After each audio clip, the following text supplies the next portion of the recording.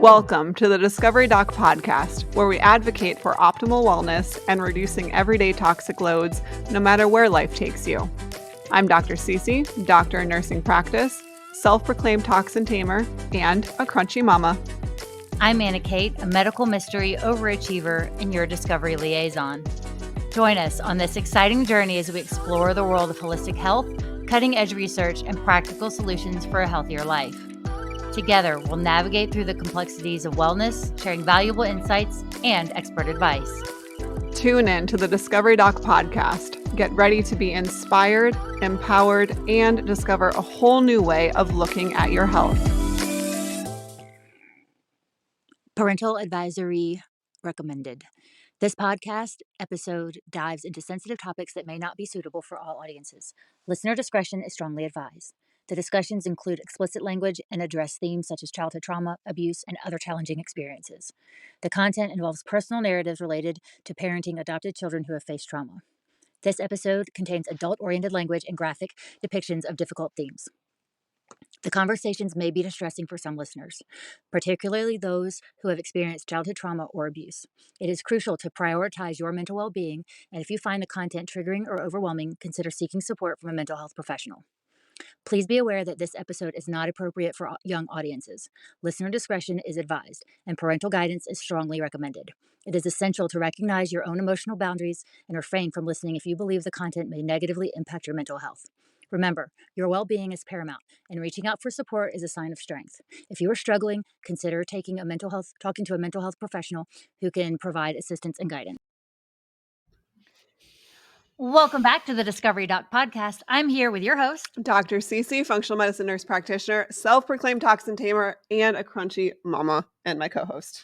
I'm Annah Kate, your medical mystery overachiever and discovery liaison. And in this set of episodes, we're all talking about mental health. And our guest today, I'll let you introduce her in a second, but she has got some of the toughest mental health, doing what she does, creating the things that she's created, and being a mom and running her farm out of her backyard. So we'll hear more in Florida. We'll hear more about that. But will you introduce this lovely face to us? Gosh, you're the only person that's made me nervous. This is so weird because this is a friend. I love her so much. This is Kayla Harrison. She is a 2-time Olympic gold medalist. Like what? Did you do that? No, I haven't done that either. also MMA world champion, which have you done that either? No, okay, me either. That's not something I've done. And a mama of 2. And we are just so excited to have you on here. Thank you so much. I love you and appreciate you. But Are you kidding me? I'm obsessed. I'm obsessed with this podcast. I'm obsessed with you. You didn't even have to ask. I would have just been like, yes, when, where, now. Can I come over? Like, fly in for the podcast? Okay. I wish. I know it's so funny because I don't like asking. Like, I always feel like I'm asking friends for a favor, like to do something. And so it was really hard for me to ask you actually, because I was like, I don't want her to, I don't know. It's a weird thing. Like, it's a weird thing. You have really cool friends. No. I know. Well, I know. But anyways, to be fair, she's a really cool friend. Which is really friend. Thank you. I know you, but our community doesn't know you, and Kate doesn't know you. And so I just want to talk about you and getting to know, so our community can get to know you and kind of what has led you to life where you're at today. Where are you from? What was your childhood like? What kind of impacted you as a kiddo that's led you to where you are? Yeah. Well, I grew up in Middletown, Ohio. Oh my God, my birds. She has parakeets apparently, along with emus. Welcome to life. They decided to come be a part. They have something to say. Guys,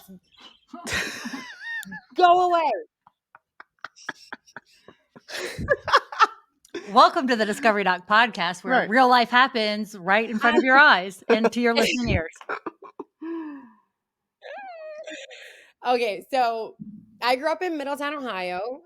It's a pretty small town in between Cincinnati and Dayton. And I had a pretty, I would say average, I had a I think in America, everyone goes through trauma, right? Whether you Yeah. realize it or not, childhood trauma affects all of us um, in one way or another as we get older. And for me, I'll just jump right into Yeah, the let's good go. stuff. So my parents got divorced when I was like 3 months old. My father was an alcoholic and abusive. My mother remarried. I have two younger half siblings. Um, and right there, that's kind of where the trauma begins. I think like before in womb, to be honest. Yeah. And then when I was 6 years old, to kind of get fast forward and to get to where I am today, when I was 6 years old, I started judo.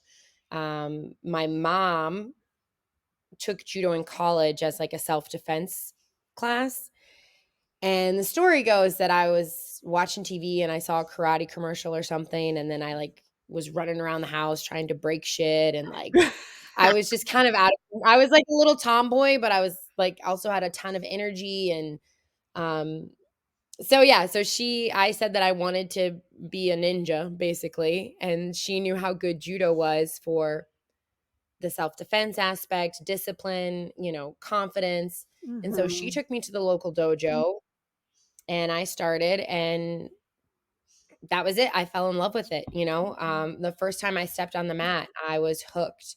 I had done like dance and t-ball and stuff like that before, but by the time I was 8 years old, I was like a one sport kid. Like I only did judo. I Mm. trained by the time I was 8, I was training every day, Wow. like during the week. And then by the time I was 12, I was training twice a day. By the time I was 14, I made the Olympic trials.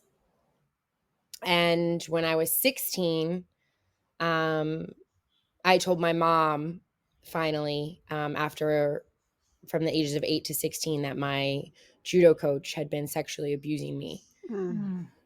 Um, yeah. So it's funny to look back now as a mother and as like an older woman, 33 years Yeah. old, that like I always thought that it kind of started there, like, oh, it started because I was sexually abused, but really it started because I had an absent father. Mm. And, when we come into this world, we seek, those are our higher powers. Like when you're a child and your parents are, or your caretakers are neglectful or abandon you or Mhm. abuse you or whatever, if you're not safe, seen, soothed, and secure, um, kids need their parents in order to survive. So they don't think there's something wrong with the adult. They internalize it and think there's something wrong with them. Right. And that kind of just set me up to be, you know, a predator's perfect victim. I Mm. was like an overachiever. I was a perfectionist. I thought you had to earn love. I was like Mm. straight A student, center of attention, always out there trying to earn love, and that set me up to be sexually abused. So yeah, so then when I was 16, I told my mom, um, because I was at that point where I was gonna, run away, kill myself, Mm. or say something. And Yeah. I'm really grateful that I chose to say something. Absolutely. But yeah, I have yeah. I have So so that's kind of like first. many questions within there because one is like from I think that a not present father figure can look very different. For some people, it means that that Mm-hmm. person is literally not there. For other people, like for Mm-hmm. me, it was my dad was there and present, but not. It would have been the same without him as it was with him in the home. And Right. I didn't know when I was a kid what that would do to me later in terms of so for me, it Mm-hmm. was always like the relationship I was in with a guy, I was over loyal. Like these dudes would cheat on me 110 times and I would stay and stay and stay. Yep. And it Yep. wasn't until really I met Will and like him and I obviously went through things at the beginning of our relationship too, but it wasn't until I was with him that I was like, "Whoa." Like, this stems from my Mhm. mistrust in Mhm. my dad, even though he was present, he wasn't. I can't tell you one thing I learned from that man.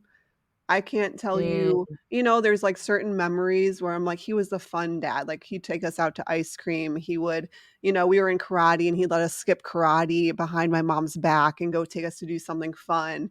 Like, there's those Mhm. memories, but not core, innate, like, you taught me these just life Mhm. skills where then it reflected in my Yeah. relationships. I think that's important where it's so many people struggle with that, but it can look very different. You can have a dad in the house and not have a dad in the house. Yeah, for sure. That's why I say, right? Like in order to have a healthy functioning child, that child needs to be safe, seen, soothed, and secure. So you can be safe, you can be secure, and maybe your mom is soothing, but if if you're not what did I say, safe, seen? If you're not seen by your father, if he's present but he's neglectful in that area, like that's going to create it's going to create a pathway in your brain and later in your Yeah. life where you are constantly seeking out that validation and you I repeated that story of the story of my father for a long time into my adulthood, like I was the same. I had terrible relationships, like Mhm. stayed beyond anything that was ever, you know just like I did not love myself Yeah. because I thought you had to earn love. And it wasn't until I really started doing deep work, like, and healing my inner child and, um, sitting with my feelings, like being uncomfortable, being okay with being alone, that I started to have self-worth and to love myself and it's crazy because like when I was 16 and I wanted to kill myself and I basically my mom, she pressed charges, the FBI got involved. My Mm. coach and abuser served 10 years in federal prison Wow. and she was left with this 16-year-old car wreck. She was left with this girl who couldn't get out of bed. So I moved to Boston a month after I told what was happening. I was with new coaches. I was living in an athlete house. I was by myself again. I was, you know, not doing good, suffering from PTSD, like Yeah. an extreme case of PTSD. And then like I go on and I get help and I start a foundation and I write a book and I win 2 gold medals and I'm like that was my rock bottom, like I did it, Mm. like I overcame it. It wasn't until I got older that I realized like healing is a never ending journey. Like you don't just Yeah. like okay, check that off the list, like I did it. Yeah. It's this thing that requires, in my opinion, healing and Mhm. growing and um like deepening your feeding your soul is a discipline. The same way that I'm disciplined in fighting and or I was in judo or I am as a parent, like it requires discipline and I have to teach myself that because I didn't learn it as a child. Yeah, absolutely, and I think sometimes, like, you've had and this can go for anybody, but you're a great example because I think sometimes when we have these huge achievements and they're so immaculate and they're so rewarding, and especially when it's publicly rewarded, that, yes, we feel so good about that, but I think it can often mask then what we Oh, haven't 100%. dove into within ourselves, and we just keep on Oh. that high of, that recognition and attention, and, I Mhm. watched my husband go through that for sure, and there's only so long you can ride that until Mhm. internally you crash, But one thing I 100%. I wanted to ask too is going back, like looking back now where judo for you at age 6, 7, 8. I mean, you were an elite athlete by 8 years old, right? And there's two parts to this because like right now Ava is 7 and she is on the USA gymnastics team and she's training almost 15 hours a week at 17 years old or 7 years old. and not 17 yet, God, slow down. Yes. Um, Not ready for that. Not ready not for that. ready. And as a parent, part of me is like, "Whoa, is this too much? Like, am I gonna burn my kid out?" But she loves Mm. it so much. So twofold. Number 1 is looking back when you were that young. Do you feel like you truly loved it and loved being there, and that's why you kept going and going, or was it a scapegoat? I mean, knowing what I know now, I can firmly say that that was my that was my external validation. You know, that was where I got my self-worth, was like, "Oh, I'm really really good at this, and it's special and it makes me special. So I'm going to keep doing this." Mhm. Um I had no idea. Like, yeah, and you don't know as a kid, right? Like you don't realize that you feel a certain, and I'm not saying by any means that that's the case. There are probably so many, of these superb high achievers who come from healthy, loving, beautiful families that just have the confidence and they have the fire in them, and this is what they chose to do. So I'm not saying that by any means, but I do think for me it was my thing where I was like, "Oh, this makes me more lovable. Mm. And I just happen to be This really makes good me at it. worth something to somebody." Yeah. That is And I'm really good at it. And the more gold medals I win, the more my mom pays attention to me, the more, mm, my coach pays attention to me. Like that's what it was for me. yeah. How was it And that's why I get nervous with parents, because I'm like, that's why I tell my kids, I don't say I'm proud of you. I say you should be so proud of Mhm. yourself, Yes. because I don't ever want them to be reaching for my validation. I want them to internally grow and know that, like, I should feel proud of me when Mhm. I do something. I don't need my mom to be like, I am proud of them, but I say, "Oh my gosh, that was so great. Like, look at that. That's beautiful. You should be so proud of yourself." And it's such a small thing, but I don't ever remember anyone saying to me, "You should be proud of yourself." Never. Like, I remember people being like, "I'm so proud of you. Great job. Like, keep working hard. You did it." Like, no one ever said like, "Oh, you did." And I mean, it's hard when they're kids, but I try to be very aware of like them growing as a human, and Mhm. not putting focus on external rewards. Like, Right. I took my kids out of regular school because it was like my daughter was getting to the point where, like, if she got a bad grade, and she obviously has a lot of trauma. For those of you that don't know, I adopted my kids. So she obviously already has a lot of trauma and stuff that Yeah. I'm trying to help rewrite, but she would say like, "I'm worthless," or she would say I'm worthless because she got a bad grade, and I was like, "Oh hell no. Like,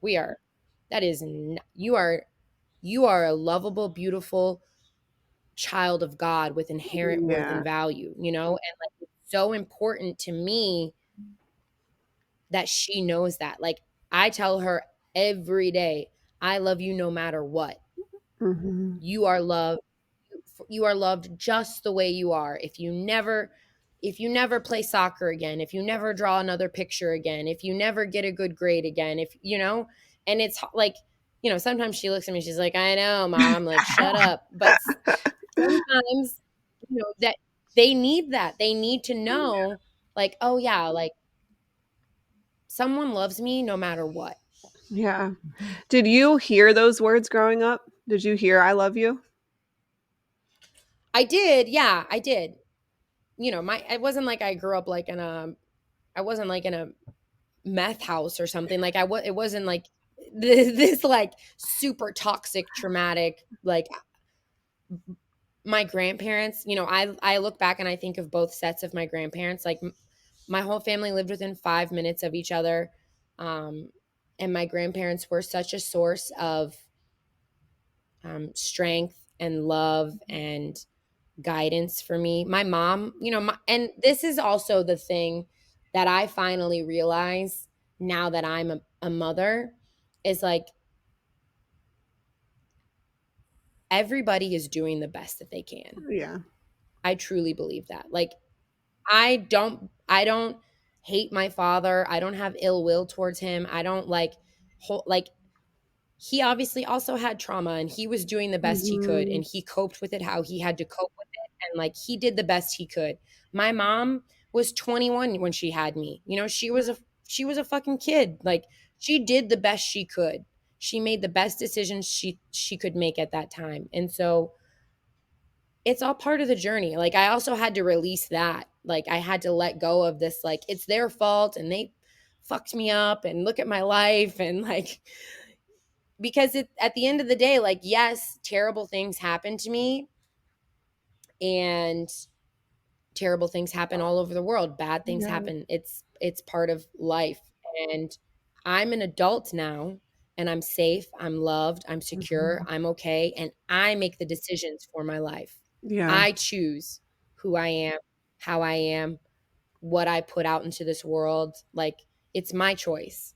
So once I took that power back, I guess so to speak, the whole game changed. Like my life became much more peaceful and much more aligned with who I wanted to be Yeah. as a human. That it's so hard because to transition into that because I spent the majority of like 18 to 24 years old, I spent blaming my dad Mm-hmm. and honestly blaming them both Mm, because there was like, and I was asking that question because growing up, mm-hmm. I didn't hear that. I had both parents in a house. Like we it was whatever. We grew up very comfortably, but those words I never heard. I love you. I'm proud of you. It just wasn't a thing. I also had a sister who was Mm-hmm. like all the Mm-hmm. attention was kind of on in a negative way because she was going through a lot of her own just struggles and demons. But I Mm-hmm. didn't I spent so many years blaming my parents that it truly takes a lot of inner work to then come out the other side and be like, "Whoa, like, yes, that was my experience, but that doesn't mean I need to live via that Mm-hmm. experience," you know? And Mm-hmm. it takes a lot of hard work, but going back, how did you adjust then? Like, when you moved from Ohio to Massachusetts, so close to such an intense event in your life, how did you adjust? And I know, Big Jim played a big role eventually. I don't know if it was then or later on, but how did you adjust through that, girl? Yeah. Because that's tough. Yeah. I mean, this is where I feel like a spiritual element really comes into place. And this is where I feel like God, you know, had his hand in my life. Yeah. I ended up on the Pedros, Jimmy and his father, Big Jim. I ended up on their doorstep. And I thank God every day for that. Like, I could have ended up in another abuser's hand. I could have ended up I could have ended up doing drugs. I could have been like, Yeah. there were so many. I was so raw and so broken and so um just like I thought I was to blame. I thought it took two. I was so brainwashed and Mm. groomed into believing that like I was the problem. And I thank God every day for the Pedros because not only did they change my life, but they saved my life. Wow. Um they became my family and they became the people who I learned to trust and I learned to believe in. They believed in me when I didn't believe in myself. And I mean, it's hard because at first I thought it was all based on, again, my accomplishments. Like they want me to be better because they want me to win a gold medal or they want me to be this athlete. And it took years for me to realize that like if I never won anything ever again, Big Jim wouldn't care. Like he Yeah. doesn't give a shit. There are so many successful people who he's been a part of their life and he's not a part of their life because they're not good people. He cared about me because of who I was, and that that saves my life. Like if I had ended up on anybody else's doorstep, I would not be the person that I am today. I would not. have the success story that I have today. And I mean it. Like, it's hard for, I don't want to, like, I get emotional when I think about it because I was a fucking mess. Like, I Mm. didn't get out of bed. I didn't brush my hair. I didn't brush my teeth. I didn't, like, I couldn't function. I was calling my abuser. Like, he was Oh. out on bail, and I bought a burner phone, and I was calling my abuser, and I was making plans to run away, and I was like, I was a mess, and they saved me slowly. And um they never gave up on me, no matter how bad Mm. I fucked up, no matter what decisions I made, no matter if I won or lost, they never gave up on me. And that's, I do a lot of like public speaking, and I share my story quite frequently. And everyone always thinks that there's like a secret formula to success or whatever. I don't even talk about that anymore. But what I do tell people is like, you have to surround yourself with people who believe in you, even when you don't believe in yourself. Like, that Mhm. tribe, like, we heal in relationships. We heal by fixing what we didn't have. We rewrite the story, and you have to have that around you. You heal in relationships. That's what we're created for, connection. Mhm. So that's, yeah, I mean, I'm very blessed. I think that grace and God um and the Pedros. Yeah, absolutely, and not I that is amazing because you're absolutely right, not everybody has that resource at the right time, right? Some people might Mhm. get it, but it might be way farther down the line where there's so much that then you have to go back and reverse and or heal from.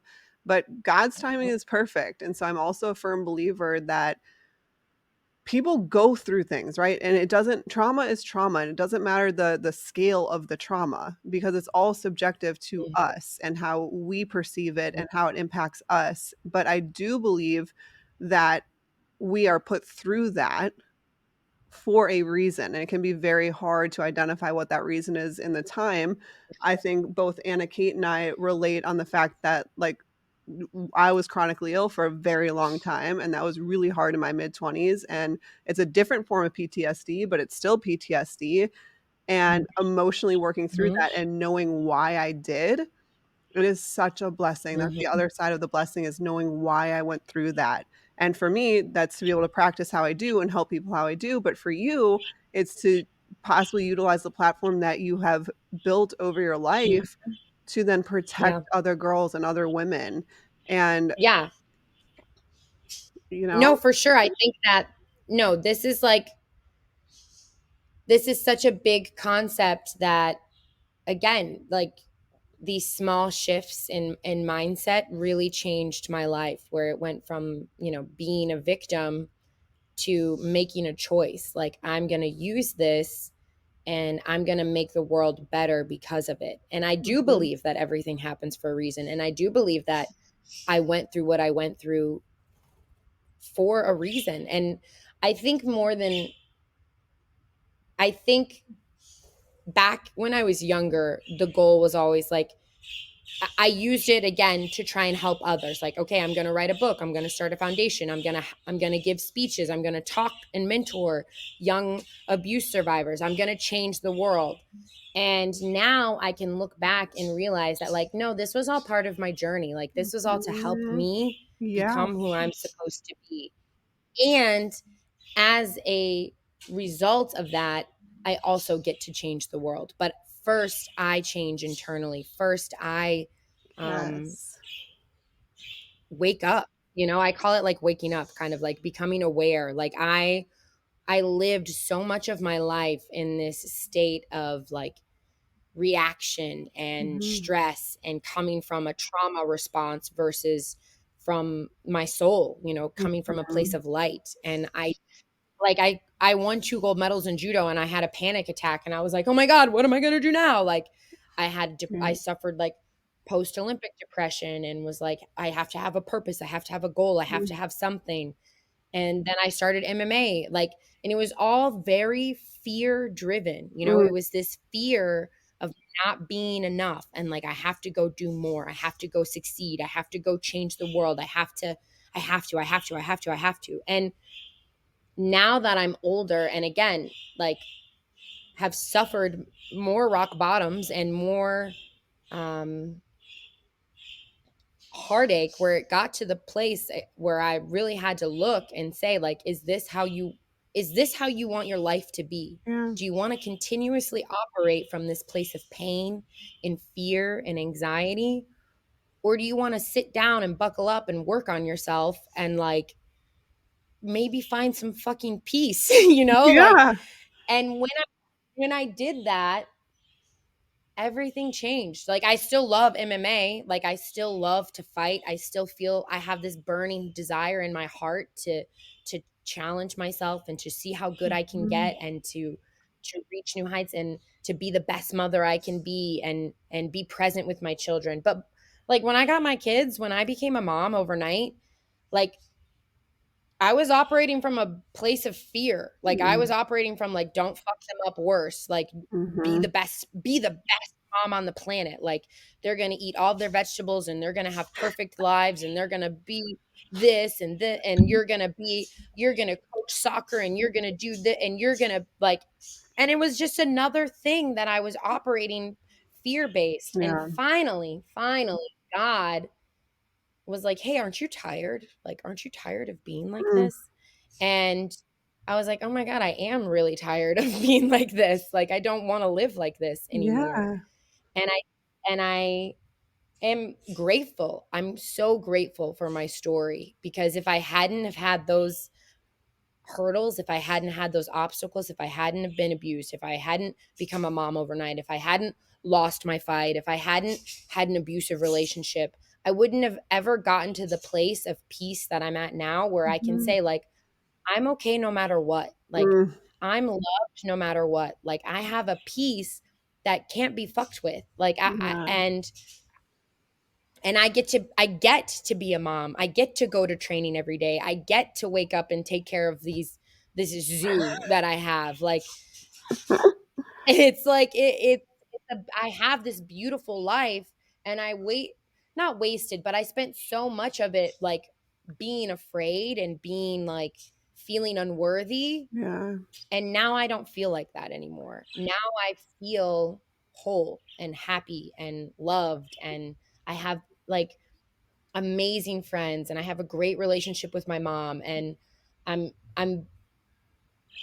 working on myself every day in a Yeah. way that brings me closer to God, and I think brings me closer to who I am meant to be, you know? Right.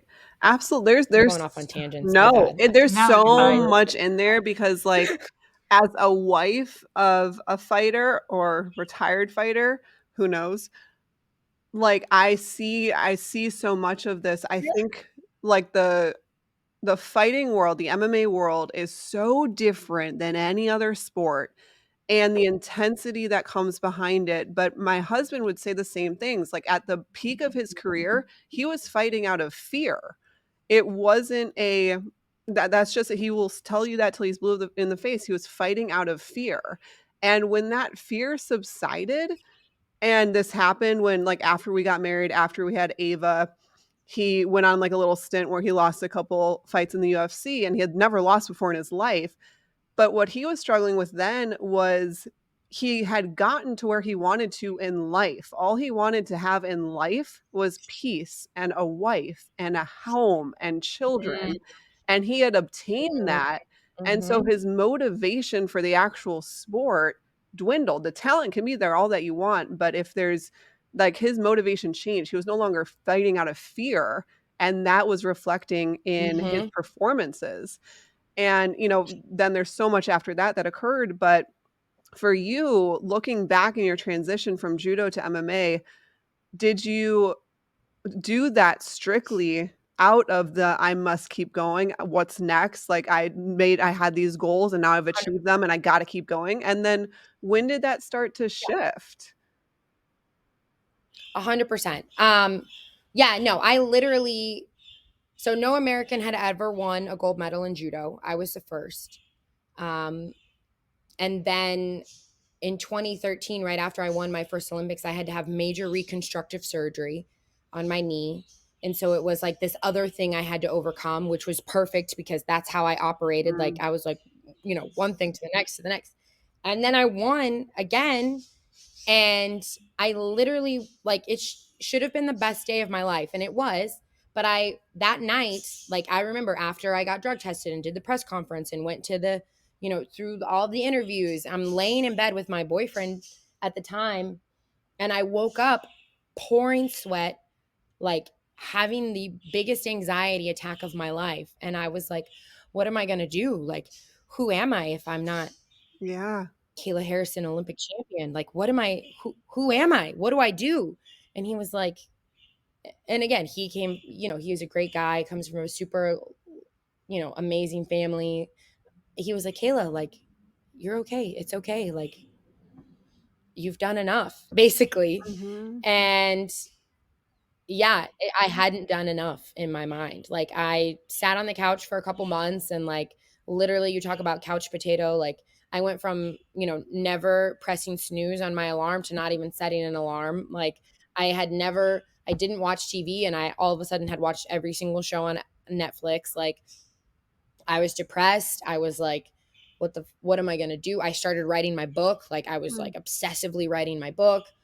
I was speaking. I would go to every single speaking engagement. I didn't say no. If it was a Girl Scout group or if it was, a Fortune 500 company, I didn't say no. I just made myself so busy, so busy, so busy that I didn't have to deal with this, like, What's next? crisis of Yeah. self. Yeah. And then I found MMA. I had always kind of been on my radar, but, like, I did not think that it was for me. Like, it was a very it's an entertainment, it's Yeah. not a sport, it's an entertainment. And um I came from such an Olympic ideals background, and the Pedros are such good people, and, like, there's no money involved in judo, and, Right. like, it's just purely because you love it. And but I went to I think I started going to a gym in Boston. I took, like, a striking class. I hit pads, and just to move my body because I was, like, beyond depressed, and I really loved it and I felt good doing it. Mhm. And then, like, a month later I went to my first sparring session, and I told the patrons, I was like, I'm doing this. I'm gonna fight. And my manager got me a really great contract. And um in 2017, yeah, so in 2017 I ended up breaking up with I was also like, life, right? Like, I thought I was going to marry this guy. He was the love of my life. Turns out not so much.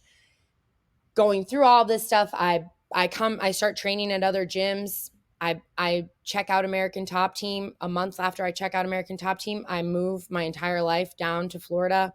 I meet another guy. I hook up with him right away. Like, I couldn't be alone and I couldn't not have a Right. goal. I had to have both of those things in order to be enough, in order to be worthy Yeah. in my own eyes. Like, so I got a guy and I got a job, and I started training, and um, life got really, really, really bad. Yeah. And um, again, I thank God, I thank God. Like, I was winning, I was doing great, I was undefeated, I won $1 million, and then I won it again, and I got out of an abusive relationship, and then I found another guy, and, like, that guy ended up being not great, and, like, the fucking same story kept Right. happening, kept happening, kept happening. And then I would go back to the abusive guy, and I couldn't get away from him, and like, everything just was this, like, cycle, and I was trapped in this cycle, but, like, still doing good to the outside world and being Right. successful, and, like, making money and running a foundation, like, doing all these things that were like, oh, look at her, she's got her shit together. And internally I was dying. I was dying. And again, I thank God, like, he sent me two kids. He literally was like, hey, if you're not gonna, like, change for yourself, what about these two? Are you going to put them through this? Are you going to make their lives living hell? Are you going to allow them to think that this is love? Because Mm, you obviously can't love yourself enough to get the fuck out of these situations. But what about these two kids? Do you love them enough? mm, And yeah, and I do love them enough to not mm, show them that that is love, and to not continue the generational trauma in our right. family. And like, so yeah, It's so that changed my wild. life. They saved me just as much as I saved them. And I lost a fight, and I had to really like, oh my god, like, who am I? Mhm. And getting my kids and losing my fight and coming home and them not giving a shit Yes. about whether I won or I lost. Like, them just being so glad that mom is home. Um, it made me realize, like, oh, like, maybe I am lovable no matter what. Like, maybe I am worth something without all of the bullshit. Like, Right. maybe just being their mom, like, maybe just loving them, that's enough. Like, Yeah. and it changed my whole life. Like, it did. And That I'm so grateful hits to. that hits so hard because I think, like, do you remember sitting in my kitchen right before you moved? And Mhm. I was like, so Kayla came down, I think she was just, like, visiting, and Big Jim was there, and Mhm. we sat in my kitchen and I was convincing her to move down because like American Top Mhm. Team for all of you who don't know, but American Top Team in the world of MMA is like a prime gym. Like it's the top of the top. Mhm. If you want to be the best, you have to go there. And for us, Will was training in Illinois and then he fought for Dream like this huge on New Year's Eve and like his career exploded and like two and then he stayed training where he was and he lost his first fight like very early in his career and he's like, I'm done, I'm leaving, I'm going to Florida, like you can come with me or not, but I'm going. That's the type of place that it is. And I remember sitting there and convincing Kayla that if she wanted to be the best, like, hey, come surround yourself with the best and come be down here. And then we ended up moving like Mhm. literally not even 6 months later, but it's because it's because our She left me. I did. I She loved left you. me. But it's because what Will was going through in his career is very similar to what sounds like you more recently went through in your career. And for him and his mental Mhm. health, being surrounded by only fighting in Florida when he was struggling with his desire, his just want and desire and his reasoning behind fighting, it wasn't healthy for him mentally.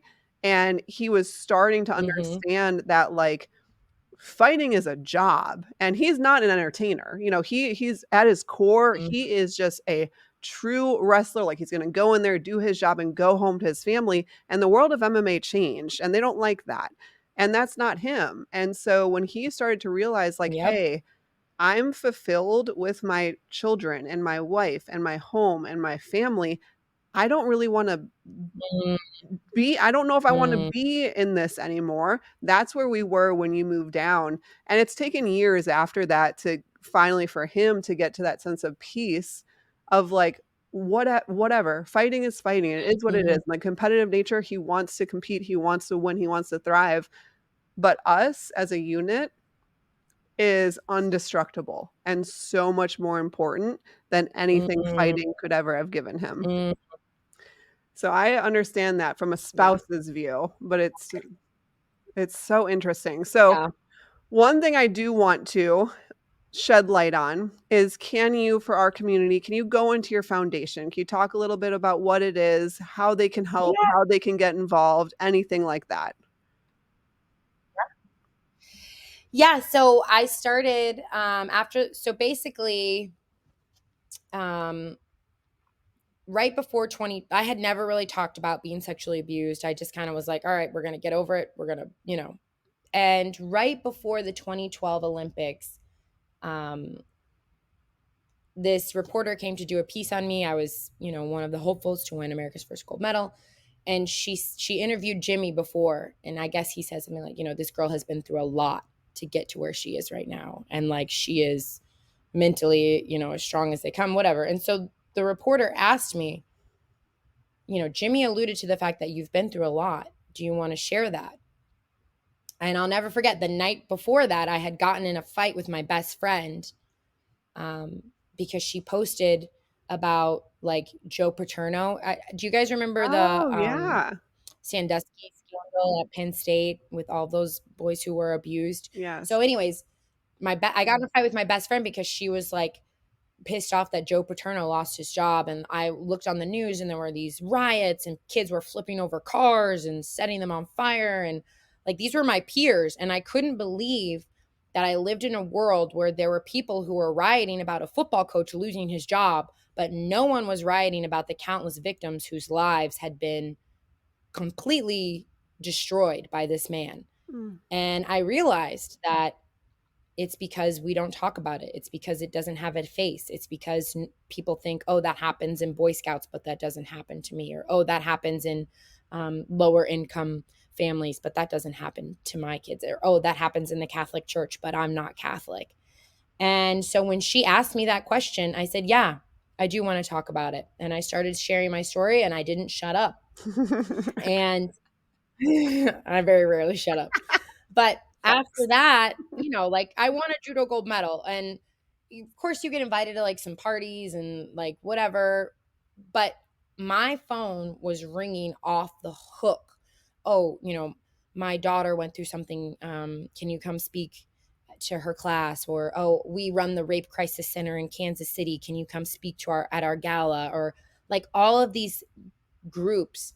And what I realized is that there is a huge amount of desire to change, because 1 in 4 girls and 1 in 6 boys will be sexually abused or assaulted by the time they're 18. And that's just the kids who say something. So the chances are it's probably much, much higher. And there's this huge kind of like grassroots, regional, local movement where like everybody, there are people who want to help, but there is no like Live Strong. There is no Susan G. Komen. There is no big organization where you can say, okay, I want to donate my time, my money, and my effort into ending this epidemic. And so I started the Fearless Foundation. And the goal really is 2 parts.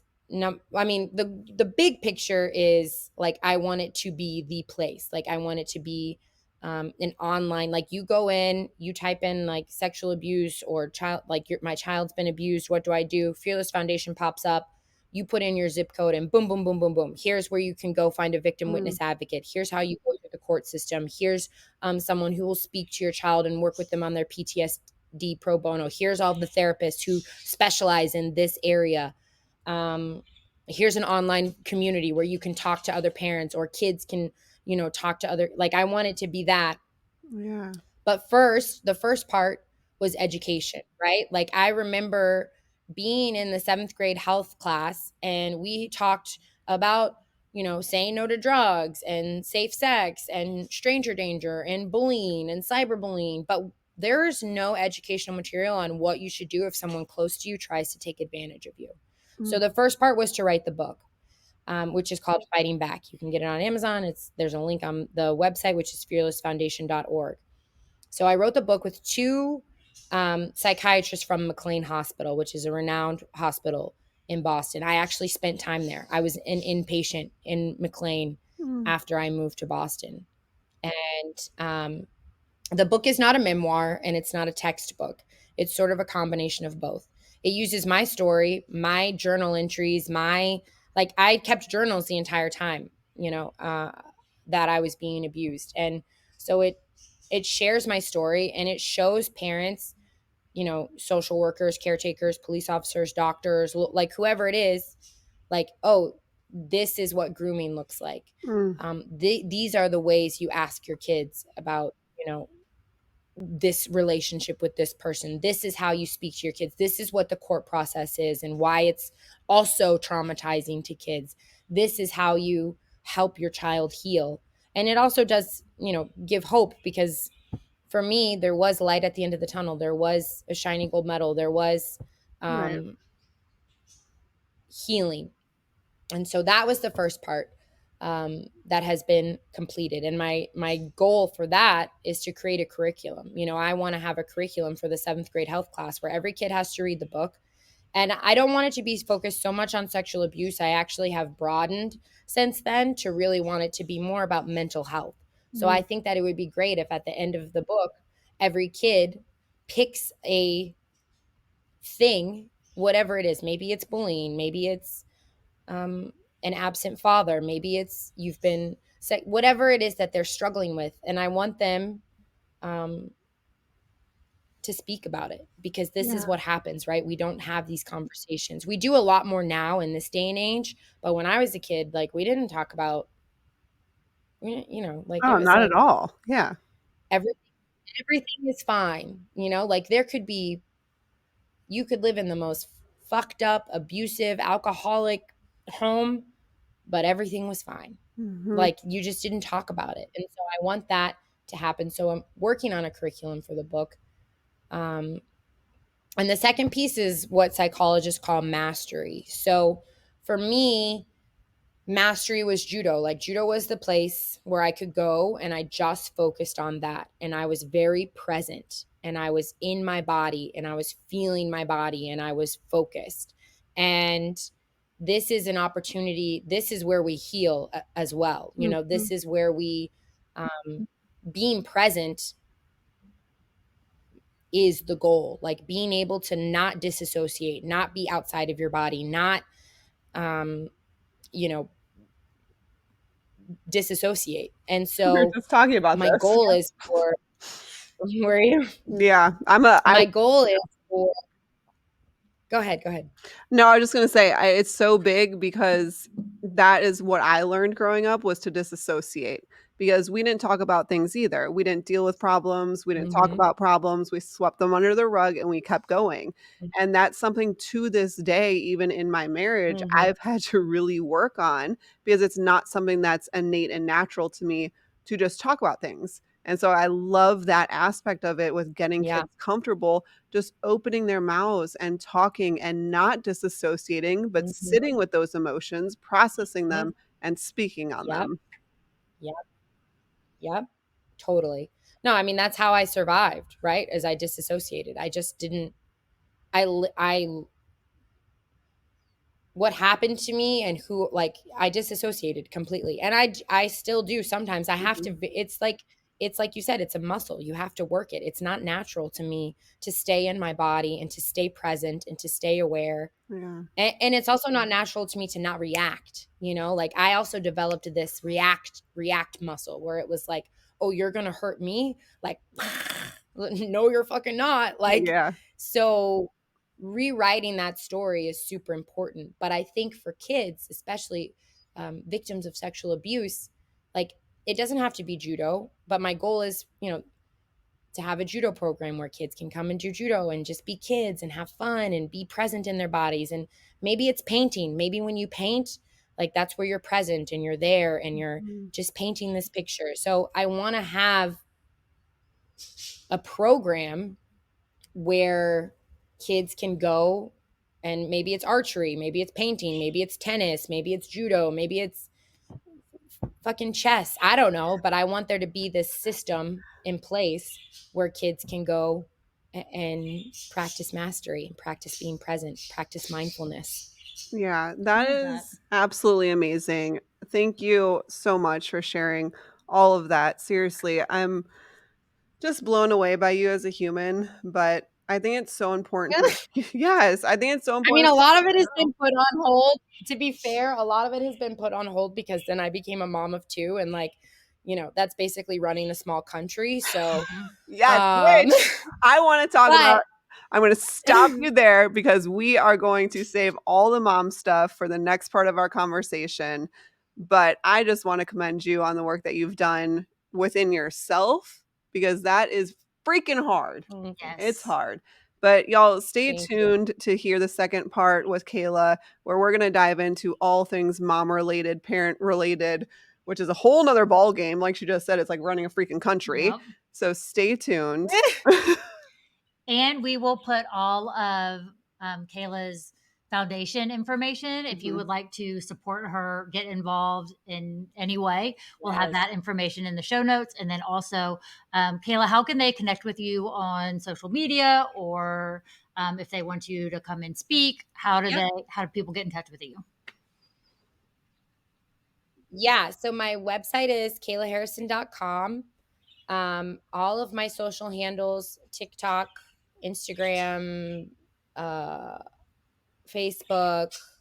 I don't even know what socials I have anymore. I'm like, I can't even handle, like, that's like, again, a whole other job in and of itself. I just do not have time for, but it's Kayla Harrison Official. So, and I think on X or Twitter or whatever the hell it is, it's at Kayla H. But if you go to my website, they're all there, kaylaharrison.com. It's got links to all of them.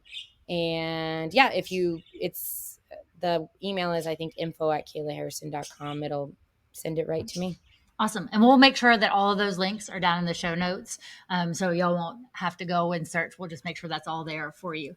So stay tuned for the next episode where we continue our conversation with Kayla, which I'm really looking forward to. And until then, let's discover together. We hope you've enjoyed this journey of exploration and learning as much as we have. Before you go, we have a special request for you, our beloved discoverers. We'd be thrilled if you could show your support in a few easy steps. Step 1, if you're watching on YouTube, please hit that like button and subscribe to our channel. Don't forget to ring that notification bell so you never miss a moment of discovery. Step 2, if you're listening via Apple Podcasts, please take a moment to rate and review our show. Your feedback means the world to us and helps others discover our podcast too. Step 3, whether you're on YouTube or listening on your favorite podcast platform, please share the Discovery Doc podcast with your friends, family, and social networks. It's the best way to spread the joy of discovery. And finally, don't forget to follow us on social media. You can find us on Instagram, Facebook, and TikTok at The Discovery Doc. Stay connected with us for updates, behind-the-scenes content, and so much more.